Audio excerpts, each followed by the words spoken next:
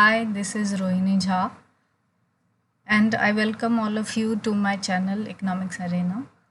Today we are going to discuss about the equilibrium under perfect competition. As you all of know, we are discussing the series of market structure and perfect competition and its price determination we have already done. So this lecture is about the equilibrium under perfectly competitive market. So let's get started. In this lecture, we are going to discuss about the short run equilibrium of the firm. And short run में जो equilibrium है वो दो approach से determine होती है, total revenue and total cost approach and marginal revenue and marginal cost approach. Perfect competition क्या होती है, उसके क्या फीचर्स हैं, we have already discussed about that, so I am not going to discuss it again. So equilibrium में हम दो type से इक्विलिब्रियम दो टाइम पीरियड में देखेंगे, that is in short run and second is in long run. But now we are discussing the short run equilibrium. So first approach of equilibrium is total revenue and total cost approach, and second approach is marginal revenue and marginal cost approach. So first of all we will discuss about the basic concept of revenue and cost. When we are talking about total revenue and total cost, so let's see what is total revenue and total cost. Total revenue means the total amount of income that is getting from the total sale of goods and services, कि जो भी हमने total goods and services sale की है उससे हमें कितनी revenue earn हुई है, ठीक है. और वो हम कैसे calculate करते हैं, by multiplying the price of the goods into quantity of goods and services.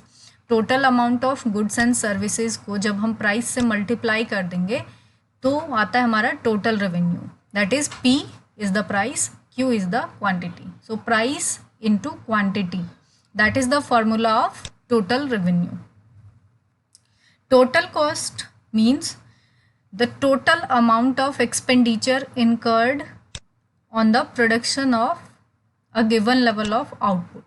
कि एक जितना भी आउटपुट हमने डिटरमाइन किया है प्रोड्यूस करने के लिए, उस आउटपुट को प्रोड्यूस करने के लिए हमने टोटल कितना एक्सपेंडिचर किया है. दैट मे बी एक्सप्लिसिट और इम्प्लिसिट, जो हम ऑलरेडी पढ़ चुके हैं टाइप्स ऑफ कॉस्ट में. एंड यहाँ पे फिक्स्ड कॉस्ट पे कितना एक्सपेंडिचर हुआ और वेरिएबल कॉस्ट पे कितना एक्सपेंडिचर हुआ, उन दोनों को हम लेते हैं. सो टोटल कॉस्ट में फिक्स्ड एंड वेरिएबल इनपुट्स दोनों पे ओवरऑल एक्सपेंडिचर हमारा कितना आ रहा है, total expenditure on producing a given level amount of output. So total cost का formula क्या बना, total fixed cost plus total variable cost, दोनों को add कर देंगे तो आएगा total cost. Then second approach was marginal revenue and marginal cost. So what is marginal revenue and marginal cost? total revenue जैसे हमने देखा कि total income जो हम सेल से अर्न कर रहे हैं. मार्जिनल का मतलब होता है चेंज, ठीक है, और चेंज किस में, टोटल में कितना चेंज आ रहा है, ठीक है. सो marginal revenue is the increase in revenue from selling one additional unit of goods and services, कि एक एडिशनल यूनिट को सेल करने से, गुड्स एंड सर्विस की सेल करने से हमारी टोटल रेवेन्यू में कितना चेंज आ रहा है, दैट इज मार्जिनल रेवेन्यू, ठीक है, कितना इंक्रीज हो रहा है, ठीक है. चेंज मीन्स मार्जिनल, और चेंज किस में, टोटल में. तो एक एडिशनल, और हमेशा एक एडिशनल यूनिट पे कैलकुलेट होता है मार्जिनल. तो marginal revenue means the change in total revenue due to sale of one additional unit of goods and services. So formula of marginal revenue is TRN minus TRN minus 1. TR means total revenue, N means current item, N minus 1 is the previous item. And another formula of calculating marginal revenue is change in total revenue upon change in quantity. Okay, so this is second formula of marginal revenue. Similarly, marginal cost shows the change in total cost. By producing 1 extra unit of output, की एक extra unit output के produce करने से हमारी total cost में, total production cost में क्या change आ रहा है, ठीक है, दैट इज़ मार्जिनल कॉस्ट, ठीक है। एक एडिशनल यूनिट अगर हमने गुड्स प्रोड्यूस किया तो हमारी टोटल कॉस्ट में क्या चेंज आ रहा है, that is marginal cost. Similarly the formula is TCN, TC stands for total cost, minus TCN minus 1, same, the change in TC upon change in Q. So this is alternate formula of marginal cost. I hope ये जो basic concept है revenue and total cost का समझ आ गया होगा। So now we are going to start about equilibrium. In total revenue and total cost approach, a firm is in equilibrium position can get maximum profit by maximizing its profit and by minimizing its loss. So we will study about two things, maximizing profit and minimizing loss under TR and TC approach. And when we talk about marginal revenue and marginal cost approach, तो हम यहाँ पे दो time period में equilibrium पढ़ेंगे, that is short run equilibrium and second is long run equilibrium. Short run में form को 3 situation face करनी पड़ती है। Any situation, it can earn profit, it can incur loss, and there will be no profit no loss situation. Profit means supernormal profit, normal profit means no profit no loss condition, and minimum loss. तो तीनों में से कोई भी situation form के पास आ सकती है इन short run. But in long run under perfectly competitive market, जैसा कि मैंने प्राइस डिटर्मिनेशन के टाइम पे भी बताया था कि फॉर्म को सिर्फ नॉर्मल प्रॉफिट मिलता है। उसका रीज़न भी मैं बता चुकी हूँ ऑलरेडी कि फ्री एंट्री एंड एग्जिट की वजह से फॉर्म को सिर्फ नॉर्मल प्रॉफिट अर्न होता है लॉन्ग रन में। तो marginal revenue marginal cost approach में हम दोनों टाइम पीरियड में ये सारी कंडीशंस देखेंगे इक्विलिब्रियम की। But today we are only discussing about the total revenue and total cost approach. So first condition of equilibrium is maximum profit, that is maximizing the profit. As we know, profit means the difference between revenue and cost. So equilibrium position of firm is on that point where firm is maximizing profit, कि form equilibrium में तब होगी, उस point पे होगी जहाँ पे form का प्रॉफिट मैक्सिमाइज हो रहा है, ठीक है। तो मैक्सिमम प्रॉफिट की कंडीशन का मतलब है कि firm is in equilibrium when it maximize its profit, at that point firm produces the equilibrium output. तो प्रॉफिट का मतलब यहाँ पर क्या है, profit means the difference between revenue and cost, कि फॉर्म कितनी रेवेन्यू अर्न कर रही है और कितना कॉस्ट बियर कर रही, उन दोनों के बीच का डिफरेंस जो होता है that is profit. All of you know very well. Total revenue का हमारा फॉर्मूला अभी हमने पीछे देखा था, प्राइस इनटू क्वांटिटी होता है।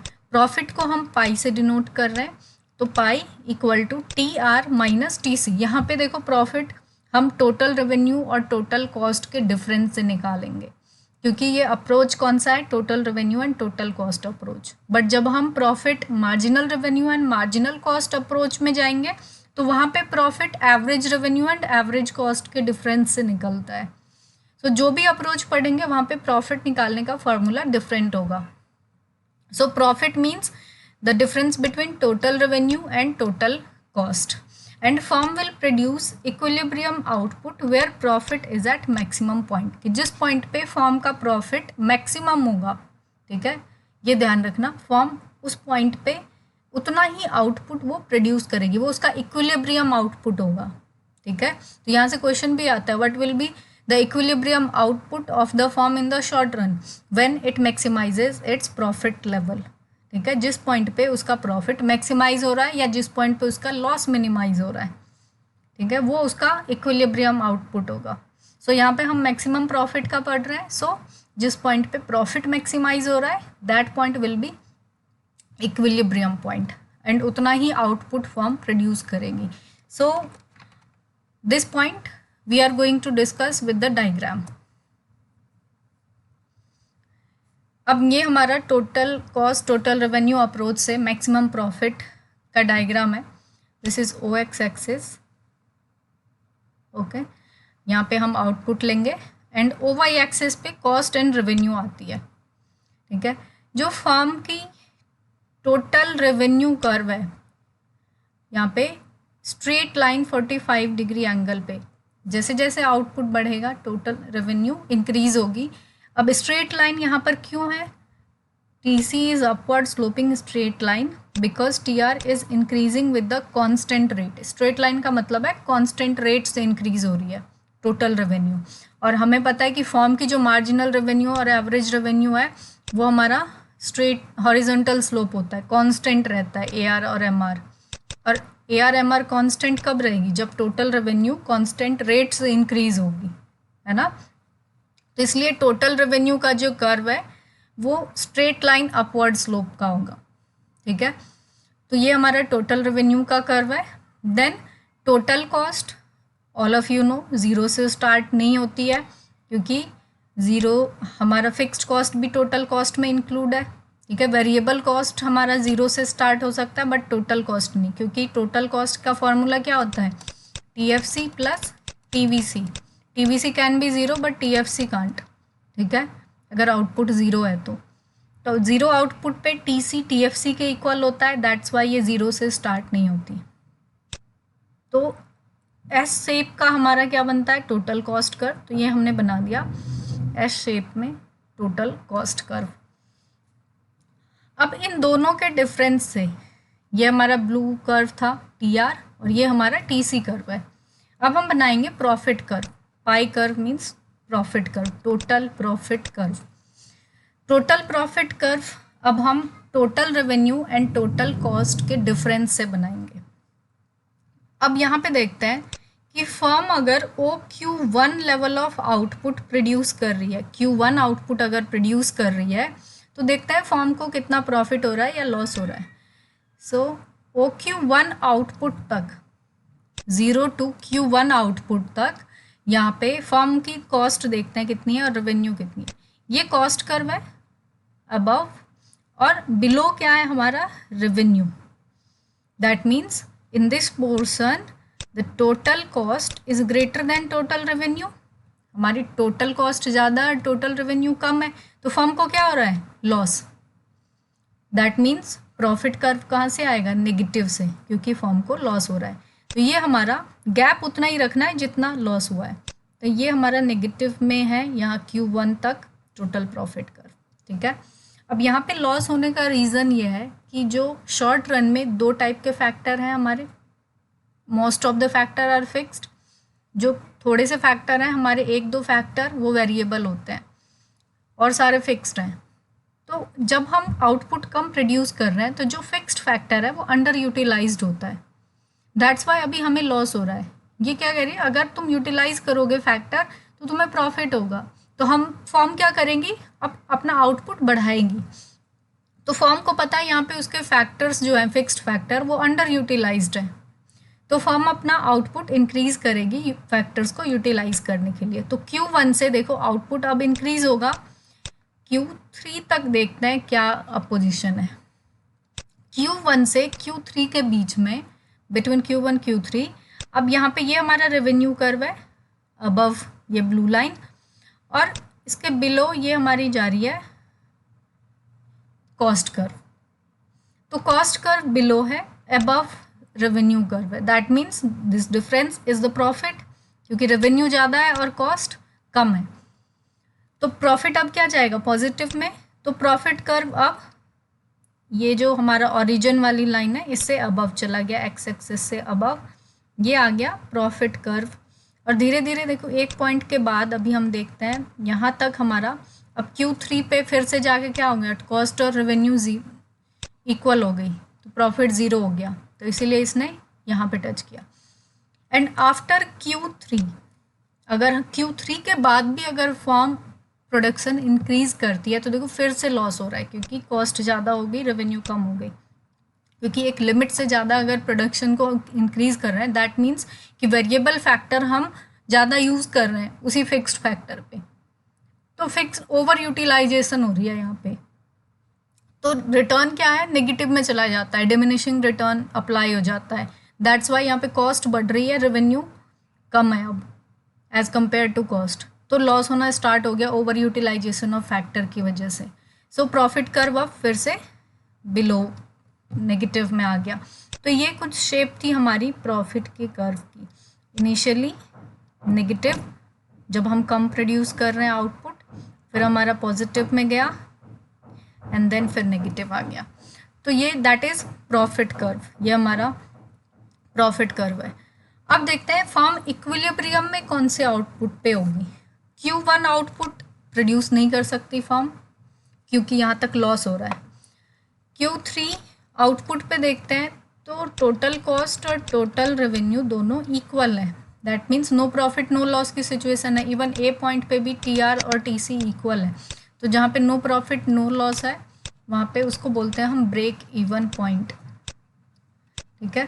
ये ब्रेक इवन पॉइंट है जहाँ पे फर्म की रेवेन्यू और कॉस्ट दोनों इक्वल है। तो अब यहाँ पे देखते हैं हमने क्या देखा था, equilibrium is at that point where profit is maximum, firm की प्रॉफिट मैक्सिमम हो, तो दैट मीन्स जहाँ पे रेवेन्यू और कॉस्ट का गैप, ये एम पॉइंट पे रेवेन्यू और कॉस्ट का गैप जो है, ये पोर्शन A to B में प्रॉफिट है, बट सबसे ज़्यादा प्रॉफिट कहाँ है, एम पॉइंट पे जहाँ पे रेवेन्यू और कॉस्ट का जो गैप है दैट इज़ लार्जेस्ट। तो ये हमारा प्रॉफिट है और फर्म कितना आउटपुट प्रोड्यूस करेगी, equilibrium output will be Q2 where firms are maximising profit. तो जिस पॉइंट पे Q3 तक प्रोड्यूस कर सकती है firm, but equilibrium output will be only Q2 because at Q2 firm is maximising its profit level. उसके बाद फर्म को प्रॉफिट तो हो रहा है बट धीरे धीरे कम होता जा रहा है और B पॉइंट पे 0 हो गया, that's why Q3 output produce नहीं हो सकता क्योंकि मैक्सिमम प्रॉफिट नहीं है। सो M पॉइंट पे मैक्सिमम प्रॉफिट है, that's why firm will be produce Q2 level of output at equilibrium point. So this is the maximum profit condition in total revenue and total cost approach. I hope this is clear to all of you. Then we are coming to second condition, that is minimum loss. कि यहाँ पर आता है अब क्या condition कि first तो equilibrium में तब होगी जब फर्म मैक्सिमाइज करेगी प्रॉफिट, बट शॉर्ट रन में फर्म को लॉस भी हो सकता है। ये भी हमने देखा कि फर्म शॉर्ट रन में प्रॉफिट भी अर्न कर सकती है, लॉस भी हो सकता है। तो लॉस को मिनिमाइज करेगी जिस पॉइंट पे फर्म मिनिमम लॉस होगा, मिनिमाइज जिस पॉइंट पे कर रही है लॉस को, उस पॉइंट पे फर्म इक्विलिब्रियम में हो सकती है, ठीक है। मिनिमम लॉस के कंडीशन में मिनिमम लॉस वाला जो पॉइंट होगा that will be equilibrium point. तो यहाँ पे फर्म का गोल होता है अगर लॉस हो रहा है तो फर्म को अपनी लॉस को मिनिमाइज करना है, ठीक है। तो मिनिमम लॉस किस चीज़ का हो रहा है यहाँ पे फर्म को, दो टाइप की कॉस्ट थी, फिक्स्ड कॉस्ट और variable cost.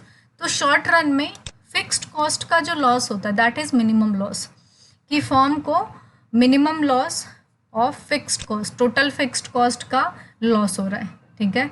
And that is unavoidable, यहाँ पे फर्म इसको अवॉइड भी नहीं कर सकती है शॉर्ट रन में, ठीक है, कि हम इसको अवॉइड कर दें, तो फर्म इसको अवॉइड नहीं कर सकती, बियर करना ही पड़ता है फिक्स्ड कॉस्ट का लॉस। बट हाँ, वेरिएबल कॉस्ट का लॉस बियर नहीं कर सकती फर्म।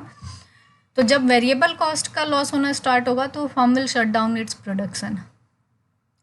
बट यहाँ पे फिक्स्ड कॉस्ट का जो लॉस है that is the minimum loss.